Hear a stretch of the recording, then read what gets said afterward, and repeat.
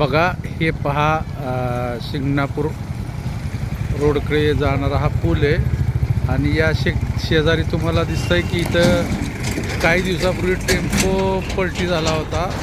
या ठिकाणी पुलाचं काम चालू आहे, मात्र कोणत्याही प्रकारचा इथं संरक्षणासाठी त्यांनी कुठली तटबंदी या ठिकाणी केलेली दिसत नाही. या शेजारी इथं RTO कार्यालय आहे आणि या RTO कार्यालयाच्या शेजारचा हा जो पूल आहे, म्हणजे हा जो शिंगणापूर रोडकडे जाणारा पूल, हा पूल अतिशय धोकादायक आहे. रात्री अपरात्री इथं अनेक ॲक्सिडेंट होण्याची शक्यता आहे. तिथं कुठल्याही प्रकारची तटबंदी न केल्यामुळे बऱ्याच वेळी तर डायरेक्ट 2 चाकी गाड्या इथं खाली जाऊ शकतात आणि या 2 चाकी गाड्या जर खाली गेल्या तर यामध्ये एखादी जीवितहानी झाली तर याला जबाबदार नेमकं कोण राहणार?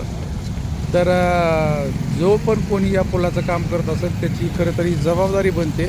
मात्र इतकं बिनधास्तपणे हे काम चालू आहे, याला कोणाचा तरी वरद हस्त असल्याशिवाय इतका हा कॉन्ट्रॅक्टर एवढा असा रगीलपणे वागणार नाही आणि या ठिकाणी कोणतीही तटबंदी केल्याशिवाय तो थांबणार नाही.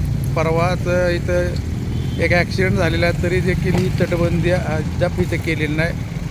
पुराला सुरक्षिततेचा कठडा अद्याप लावलेला नाही.